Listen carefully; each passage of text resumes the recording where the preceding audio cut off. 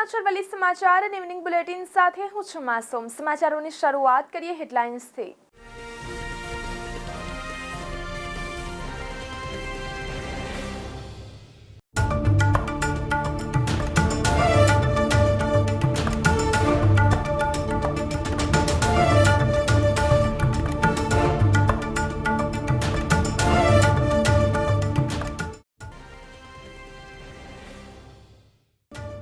હાલોલ નગર સહિત પંથકમાં ઈદની ઉજવણી કરવામાં આવી। હર્ષોલ્લાસપૂર્વક કરવામાં આવી ઉજવણી।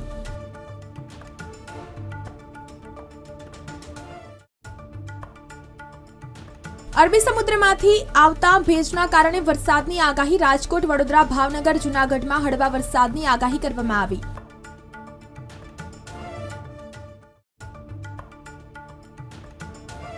અમદાવાદમાં એક દિવસમાં કોરોનાના નવા 88 કેસ નોંધાયા। વડોદરામાં નવા 11 કેસ બહાર આવતા તંત્ર એલર્ટ।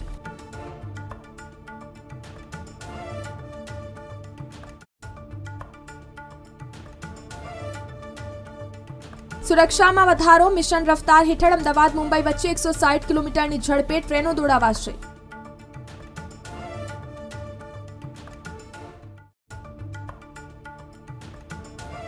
પીએચડીમાં પ્રવેશ મેળવવા 15 જૂન સુધી રજીસ્ટ્રેશન। વીએનએસજીયુમાં ખાલી પડેલી 131 બેઠકો માટે સ્પેશિયલ એડમિશન ડ્રાઈવ।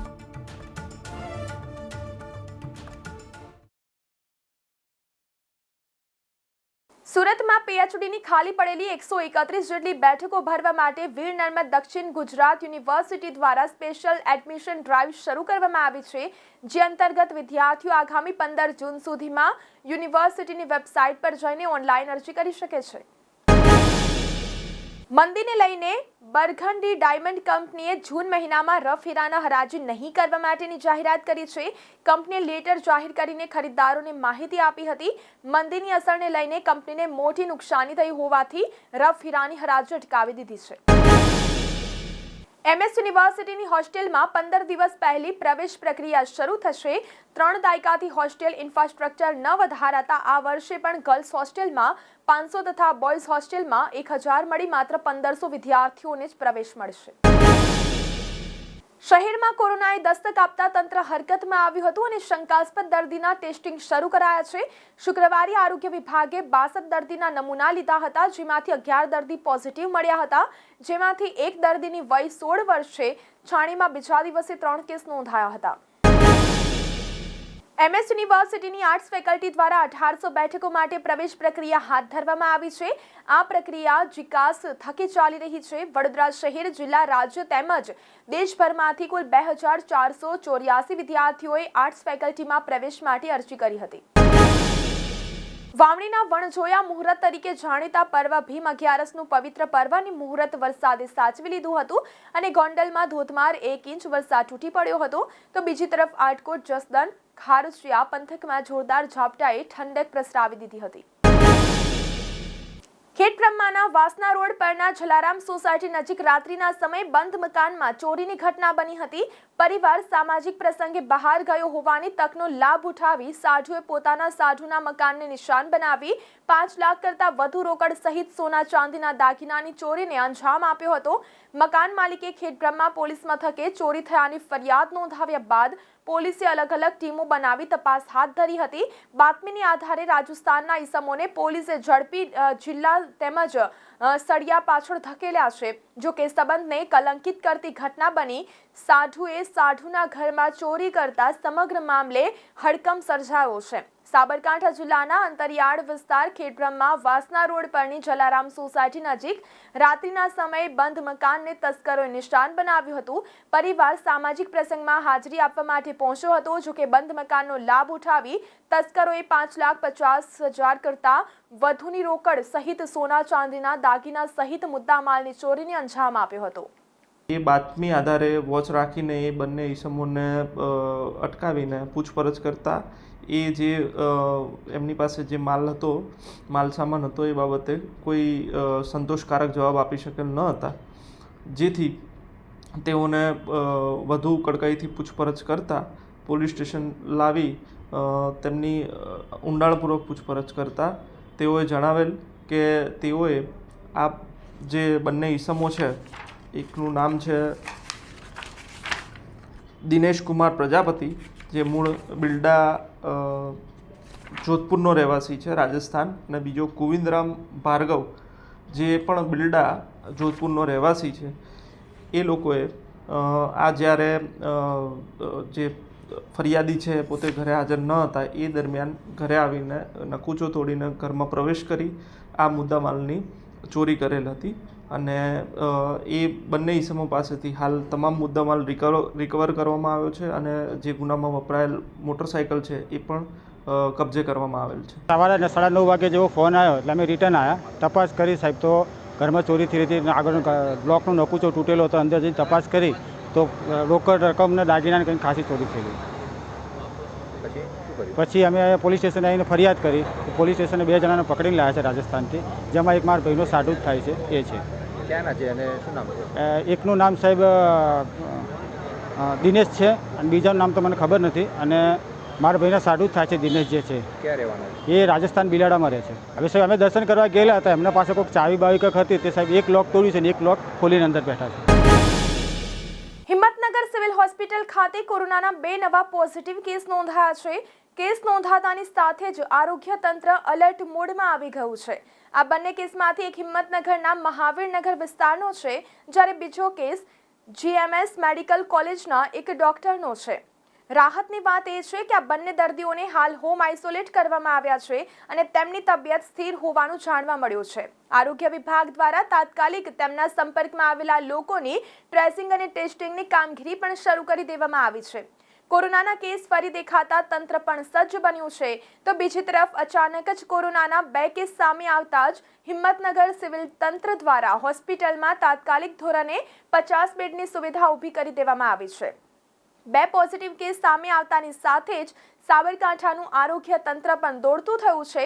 સંક્રમણ વધુ ન ફેલાય તે માટે તમામ પ્રયાસો કરવામાં આવી રહ્યા છે. જાહેર જનતાને પણ કોવિડ ગાઈડલાઇન્સનું પાલન કરવા અને સાવચેતી રાખવા માટે અપીલ કરવામાં આવી છે. અત્યારે 50 બેડની કોરોના માટેની વ્યવસ્થા કરવામાં આવી છે તંત્ર દ્વારા, અને નીચે ગ્રાઉન્ડ ફ્લોર પર એની ઓપીડી વિભાગ પણ ચાલુ કરવામાં આવેલો છે. હાલમાં એટલે કે 4 તારીખે કોરોના માટે તપાસ કરાવવા માટે 4 દર્દી આવેલા હતા. એમાંથી 2 દર્દી પોઝિટિવ આવેલા છે. એમાં એક અમારા જીમર્સ મેડિકલ કોલેજનો રેસિડેન્ટ ડૉક્ટર છે જે હોમ આઇસોલેશન થયેલો છે અને એ હોસ્ટેલમાં છે. અને મહાવીરનગરનો બીજા એક પોઝિટિવ આવેલા, એમને પણ હોમ આઇસોલેશન કરેલા છે. અરબી સમુદ્રમાંથી આવતા ભેજના કારણે હવામાન વિભાગે આગામી 7 દિવસ રાજ્યમાં વરસાદની આગાહી કરી છે. રાજકોટ, વડોદરા, ભાવનગર, જૂનાગઢમાં હળવા વરસાદની આગાહી કરવામાં આવી છે.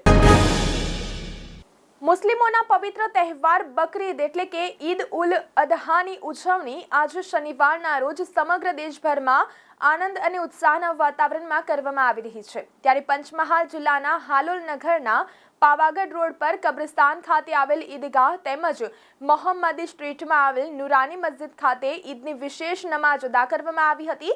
જ્યારે ઈદગાહ ખાતે હાલોલ જુમા મસ્જિદના ઇમામ સૈયદ ઇલિયાસ બાપુ દ્વારા નમાઝ અદા કરાઈ હતી. જ્યારે નુરાની મસ્જિદ ખાતે ઇમામ મૌલાના વસીમ મામજી દ્વારા ઈદની નમાજ અદા કરાઈ હતી.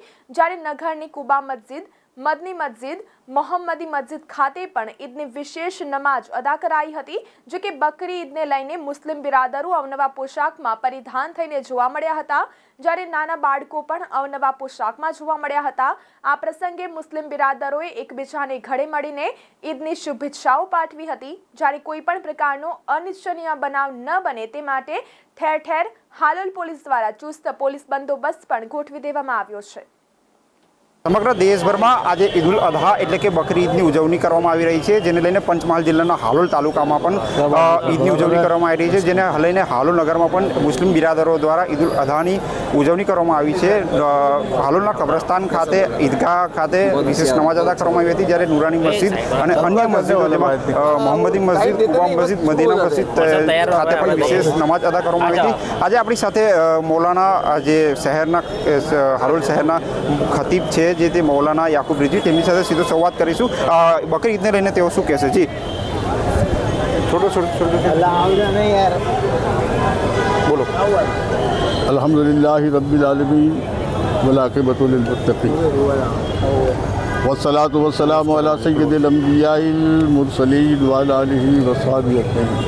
आज जिलहज्जा का 10वां चांद आज आलम इस्लाम में ईद उल अजहा की खुशियाँ मनाई जा रही हैं, जिसमें हालोल की ईदगाह मसलक आला हज़रत के चाहने वाले तमाम, मोहब्बत करने वाले तमाम सुन्नी हजरात ने ईदगाह के वसी मैदान में नमाज अदा की और साथ साथ अपने मुल्क हिंदुस्तान के लिए अमन व अमान की दुआएं किया।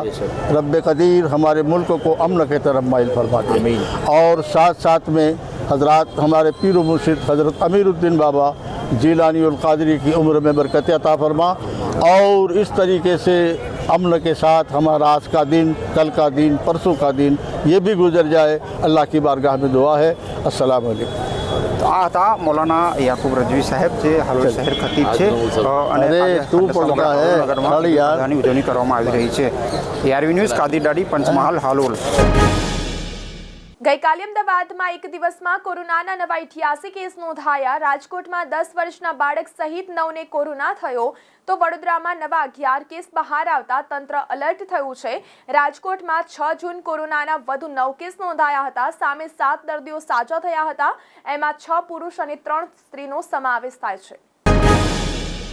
અમદાવાદ મુંબઈ વચ્ચે 160 કિલોમીટરની ઝડપી ટ્રેનોનું સંચાલન કરવા માટે રેલવે દ્વારા મિશન રફતાર અને ગતિશક્તિ યોજના હેઠળ અનેક પગલાં લેવાઈ રહ્યા છે, જેમાં ટ્રેકમાં સુધાર કરવાની સાથે ટ્રેકની બંને બાજુએ ફેન્સિંગ કરવા તેમજ સિસ્ટમ અપડેટ કરવાની સાથે ઇલેક્ટ્રોનિક ઇન્ટરલોકિંગ સિસ્ટમ લાગુ કરાઈ રહ્યું છે।